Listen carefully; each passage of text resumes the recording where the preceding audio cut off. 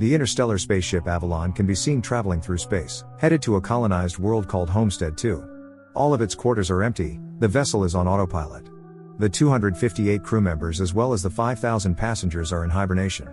Suddenly, the ship passes through an asteroid belt that's weakening its shields. Power is diverted to the main shield, but the ship is on a collision course with a giant asteroid. Suddenly, the asteroid collides with the ship, causing various malfunctions. The ship begins self-reparations, but one of the hibernation pods activates. The passenger awakened is Jim Preston, a mechanical engineer. His pod opens and an automated system helps with his awakening, telling him that he spent 120 years in suspended animation and that the ship is only 4 months away from Homestead 2. He's told that he will be able to spend that time enjoying the luxurious aspects of the ship. Jim receives instructions about his ID band, his cabin and the primary activities he's to take part of, prior to the arrival on the planet. Excited and nervous to meet the people on the ship, he gets ready, leaves his cabin and walks into an automated class meant for an entire learning group. Jim looks a little anxious, as the hologram explains the situation on Earth, calling it overpopulated, overpriced and overrated. It tells him to hold his questions to the end of the lesson, but Jim keeps asking why he's the only one there. He realizes that the hologram can't answer him and goes to search for other people. He gets to the main concourse of the ship. No one is there either, but an automated information desk offers to help. Jim asks to talk to a real person and it sends him off to talk to a steward, but when he finds that no one is there too, he asks to speak to the captain. When he gets to the bridge, even though he doesn't have access to go inside, he can see that none of the main crew is awake either. Jim eventually goes to the observatory, where he finds out that the ship is actually 90 years away from Homestead 2. He realizes that he woke up too soon, so he rushes back to the concourse and sends a message back to Earth asking what he should do, because he doesn't know how to get back into hibernation. The communication system informs him that the overpriced call to Earth would take approximately 55 years to get an answer back. Jim is devastated. He walks around and finds the ship's bar, where he sees another person. As he's talking to the bartender, something seems strange about him. When he goes to get him a drink, Jim realizes that he's an android. It's called Arthur. Jim wants to find out more information from him, but he can't even explain to the android how it's possible for him to be there ahead of time. Jim wakes up in his cabin the next day and goes to the cantina, where he quickly realizes that most of the things on the menu are reserved for gold-class passengers only. He gets his plain coffee and tries to figure out how to fix his hibernation chamber. After he gets all the tools, he manages to get it operating and lies down inside of the pod, but nothing happens. Next, he decides to use the tools he found to get into the crew's hibernation chambers. That doesn't work either. Small malfunctions happen around the ship. Jim keeps returning to the bar to drink, but mostly to talk to Arthur. The android gives him some advice that convinces him to break into one of the gold-class rooms and try to have some fun on the ship. Jim tries all the restaurants, the games, the entertainment system. But as time passes, he becomes even more miserable to be there alone. One day, he gets drunk and wanders around the hibernation pods, when he stumbles into an airlock with spacesuits designed for spacewalks. Jim gets into a suit and goes to the airlock, pushes a lever and then the button to release the airlock door. Once outside the ship, he's mesmerized by the view. He's the only conscious human being experiencing that moment in time. Jim releases the magnets on his boots and floats in space, feeling devastated. He comes back inside, takes off the suit, but goes back to the airlock without it on. He pulls the lever, ready to end it all, but changes his mind in the last moment, runs back inside and slips on a bottle. Jim stands up and is instantly drawn to a woman in one of the pods, named Aurora. He searches for her files in the directory and listens to her passenger interview, becoming enamored with her. Later, he is seen sitting next to her pod, still listening to her interviews. Back in the bar, he's reading some of her work and is talking to Arthur about her writing. He becomes obsessed with the irony of his situation, going to another planet for a better life, waking up early and not getting there, and finding his perfect woman, only for her to be out of reach. Jim keeps thinking about her and starts getting the idea to wake her up too. He talks it over with the android, but he doesn't understand the conundrum. If he wakes her up for his own benefit, he'd be stranding her there with him, to die on the ship. Jim decides against it first, but as time goes by he can't let it go. Until one day, he changes his mind.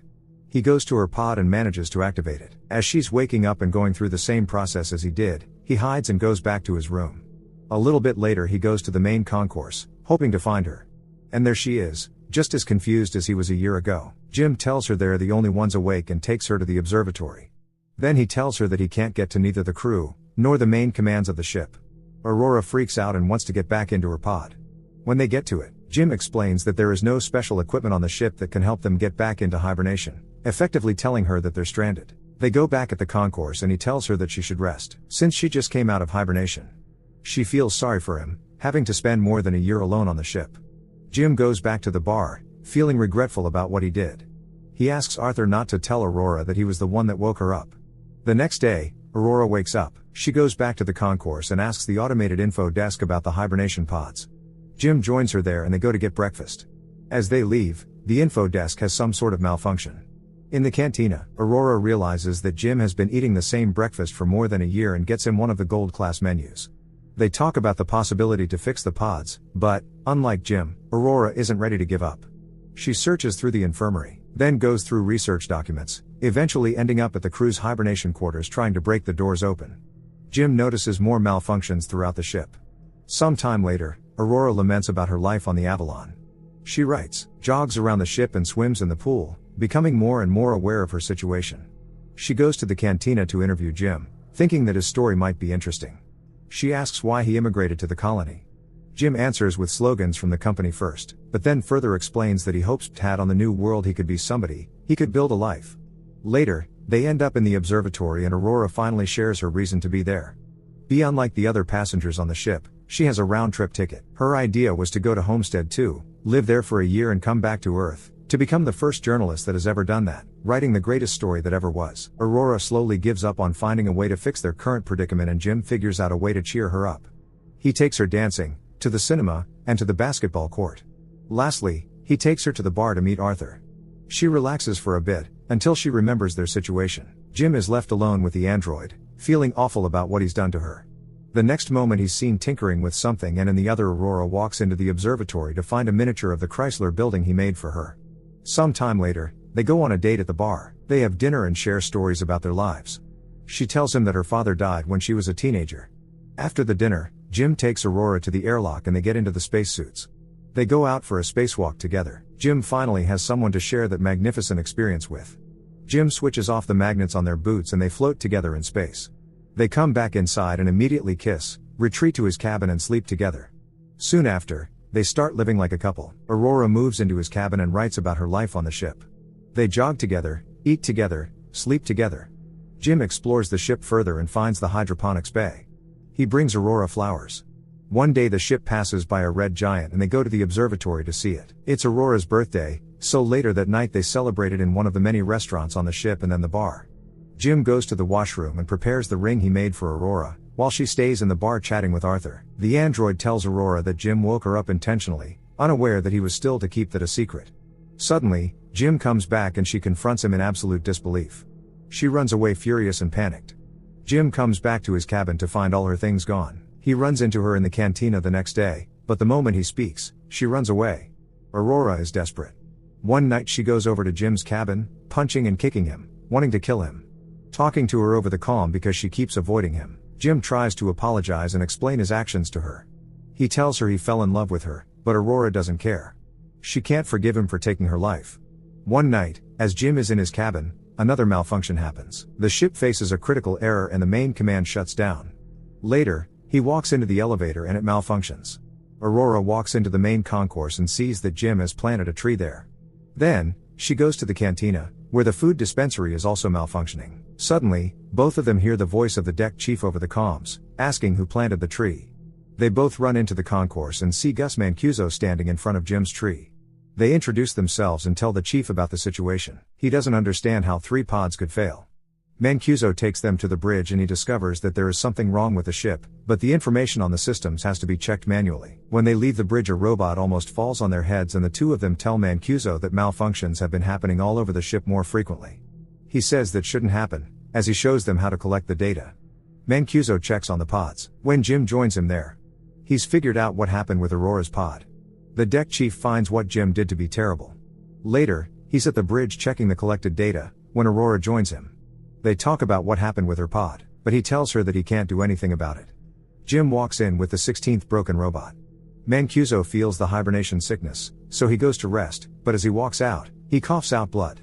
That night, Aurora can't sleep, so she goes for a swim. Suddenly there's gravity loss throughout the ship and she starts drowning as the water from the pool moves with her.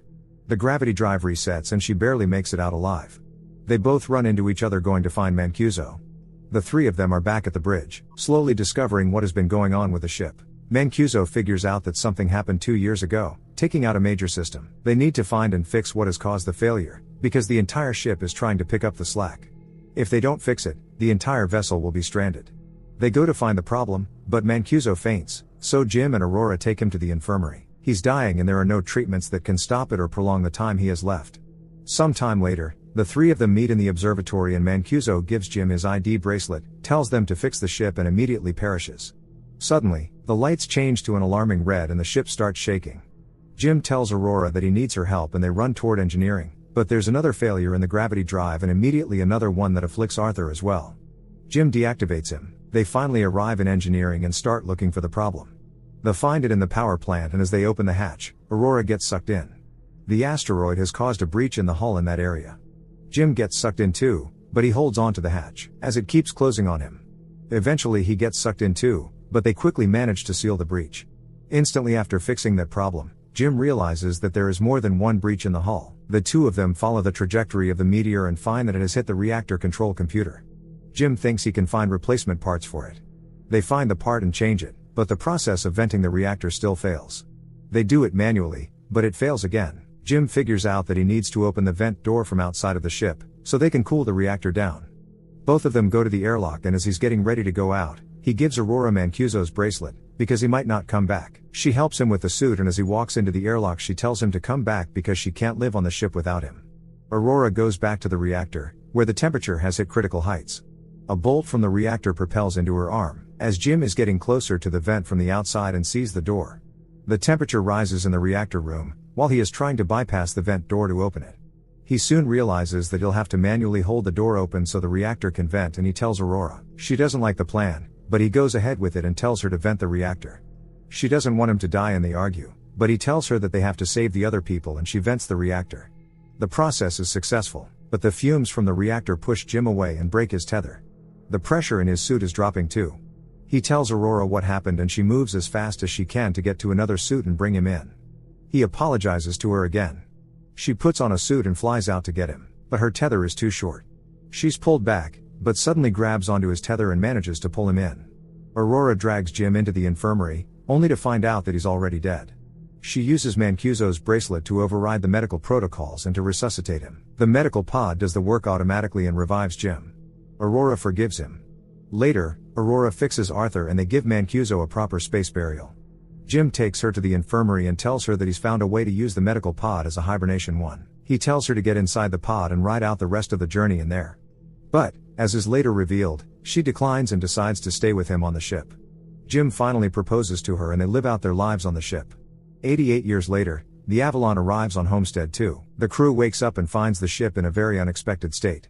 Aurora leaves them a message, retelling the story of the life her and Jim had on the ship while the rest were sleeping.